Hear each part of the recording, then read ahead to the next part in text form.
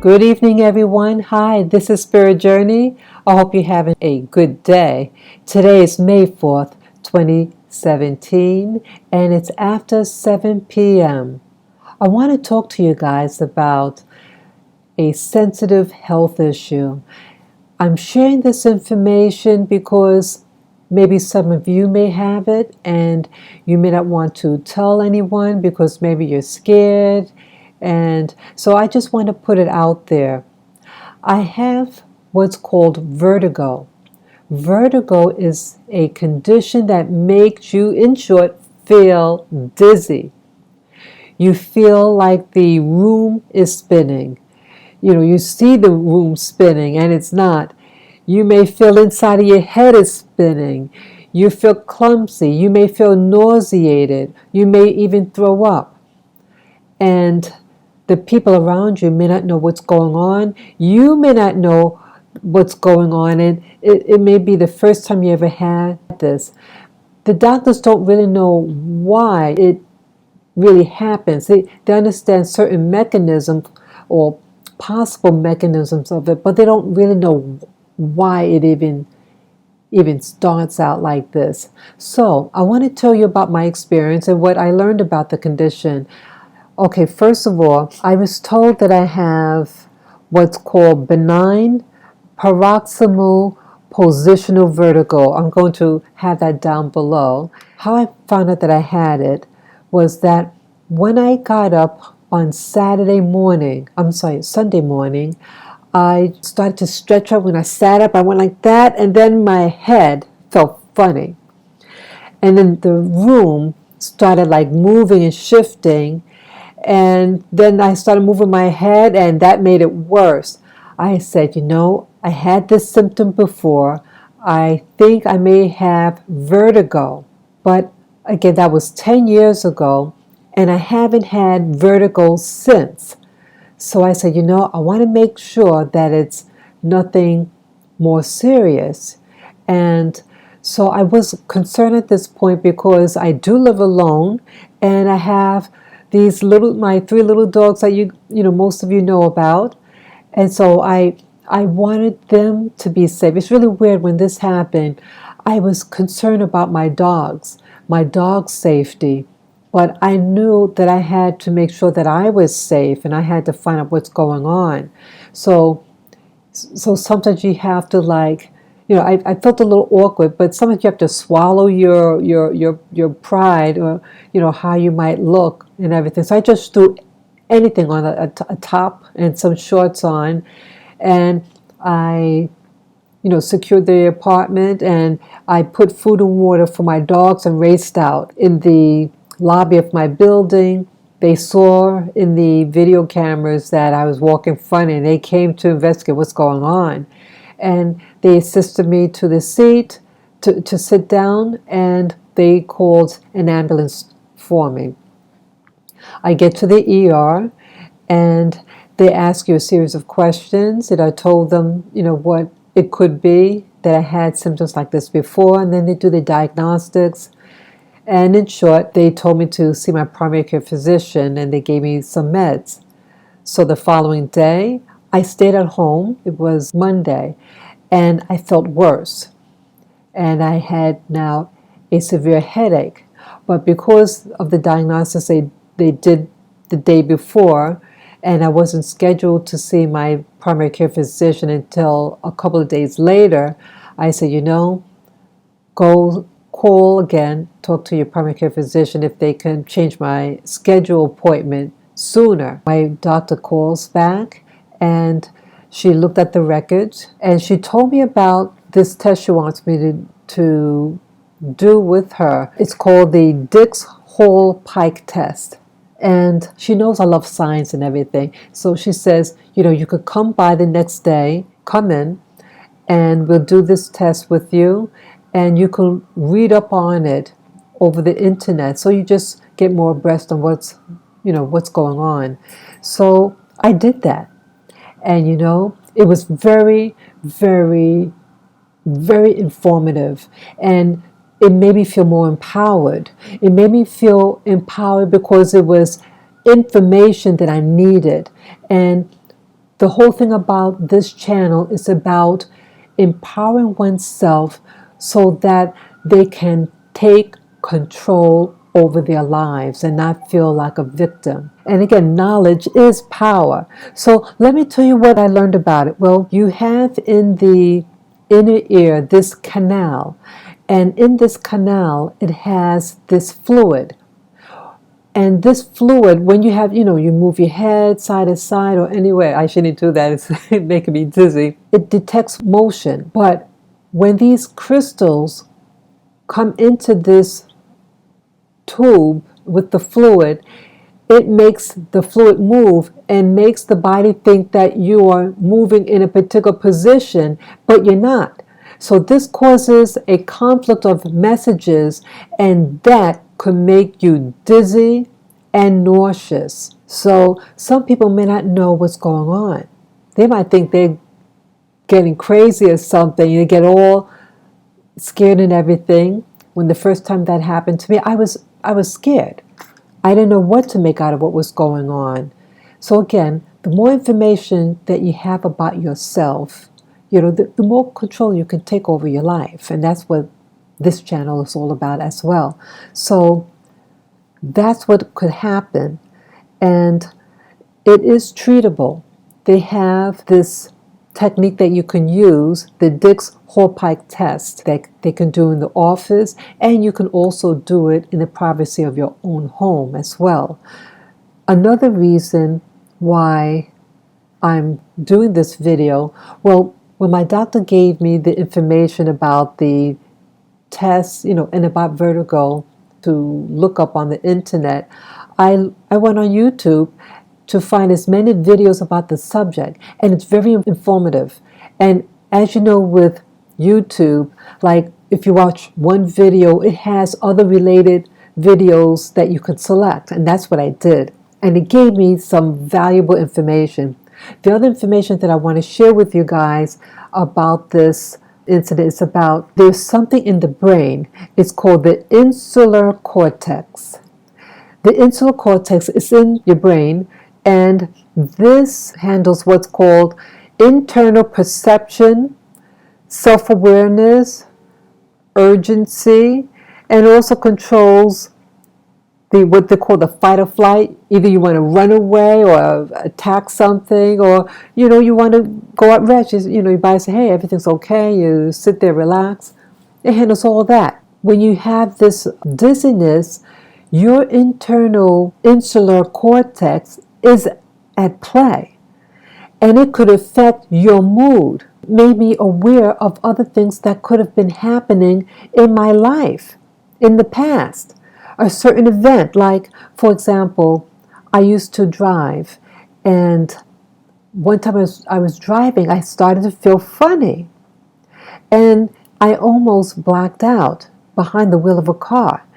So that's very dangerous. But I see now with the vertigo, and that certain movements could cause certain perceptual changes. It's just something that alters, and that this could cause a fight or flight response. You could faint. It also can cause body aches. Sometimes you may not register your internal messages in your body, and this could work against you. And so they said that it can cause addictive behaviors, such as abusing drugs. You could over-respond or be overreactive to things because you don't understand what's going on. So you can't. So your body, in a sense, can't like step aside and say, okay, let's be rational. Let's understand. Get more information, find out what's going on, and give an appropriate response, okay? Rather than a reaction. You don't want to react. You want to be able to respond. There's a difference between reacting and responding. Reaction is like a reflex, and that could hurt you if you do the wrong response. And the response is something that you analyze, and then you do an appropriate affect. So all these things, it could affect your social life. how you deal with people. So if you're not responding in a appropriate way, things could get just, make your life uneasy, depressing. So I thought this was important to share. And other things like you could get anxiety attacks, okay? And then you really think you're having a mental problem. So, and then let's say you have to start taking anti-anxiety meds, and some anxiety medications could cause bad side effects. And then also there was some other videos that I saw. People were saying about what's called anxiety-induced dizziness. They were saying that anxiety can cause constriction in your head. That was another thing that was happening. On the second day of my vertigo, I started getting severe headaches. I started from my temples, both sides, and then the front part of the face and the top of the head. It was excruciating. So at that point, I realized, hey, let me just go back again. Maybe the doctors overlooked something. But again, anxiety, how you feel, could affect the rest of your body. It could make you get pain. It could cause dizziness. And the dizziness, again, that your blood vessels constrict, the blood vessels in your head constricts, and then it shuts off the oxygen flow. And again, if you're not getting enough oxygen, you could pass out. And so that's what could have happened to me when I was driving my car once. So I was thinking something emotional, and it may not have been. It could have been just the inner ear. It's a lot of women in comparison to men who get vertigo. People might say, oh, she's just, she got emotional issues. They always do that when it comes to women. And it could be a medical, something, a tangible medical condition.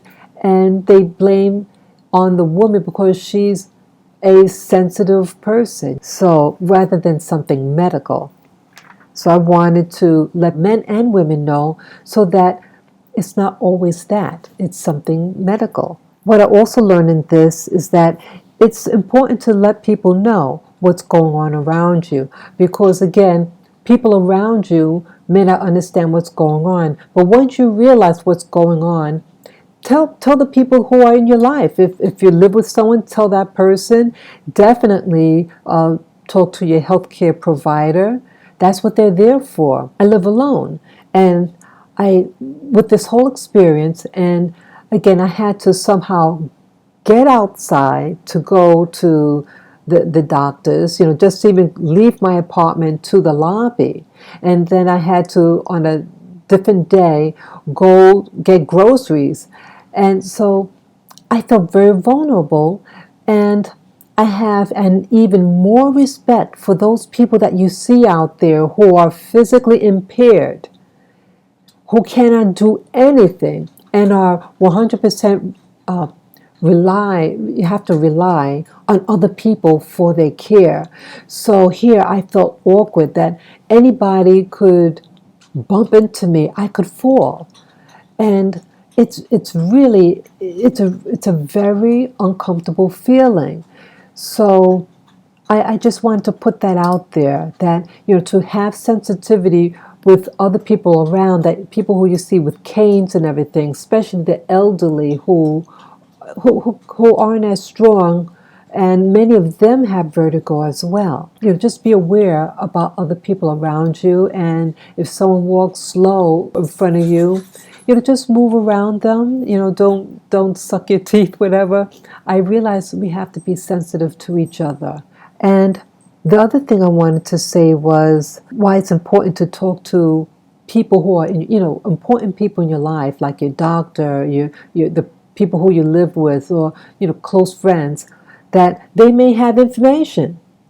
They may be able to say, hey, maybe you could go talk to this person. They know about resources. And again, when I went to my primary care physician today, that facility told me that, hey, we have social workers here, and that person may have information that can tell you, because I was concerned about what am I going to do? How am I going to get my groceries? And what if I have to go to appointments?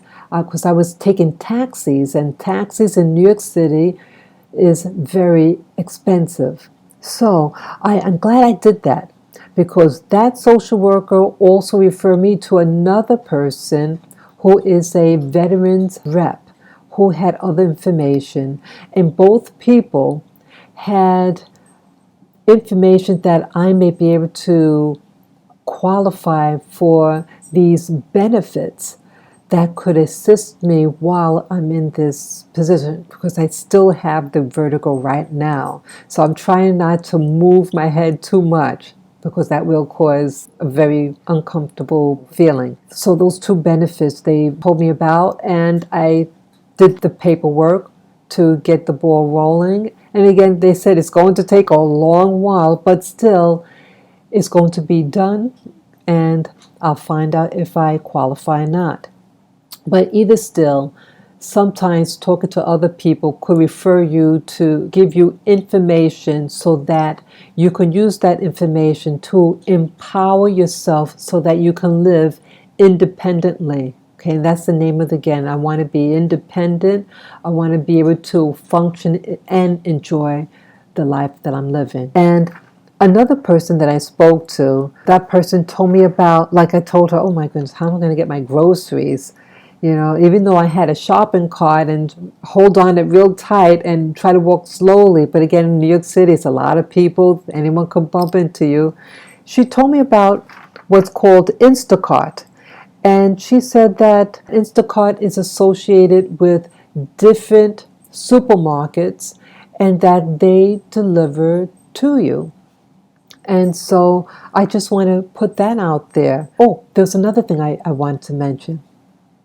That when you're in the ER, now, I mean, this is just my opinion, but if you're having an emergency, medical emergency, you do what you have to do to survive. But with this experience, what I've learned that the weekdays when you go to an ER room, to go on a Monday through Thursday, you know, the regular shift, that things go smoother and people's moods are a little better. When you go on the weekend, you have a what they call like a skeleton crew, and it's not the usual people, and it can be a lot of inner strife between the employees there, and it was really uncomfortable. But it's just, I'm sharing my experience with you about this experience. But if you gotta go and let people know so they could assist you. But again, use wisdom in who to tell and what to tell them. Okay? So any of you have information that can share with this channel and the viewers, what options there are for people who have mobility challenges as it pertains to getting groceries or going to your doctor's office and you don't want to use a taxi and spend all that money, or even walking dogs, since I won't be able to do that right now. Let us know also if you know of other options that could assist in this matter. Okay? So I thank you for watching, and again, you can comment below, share this video with friends, family members who you think would be able to utilize this information. You could subscribe to Spirit Journey, and again, you can give me the thumbs up. So take care and enjoy the rest of your day. Bye-bye.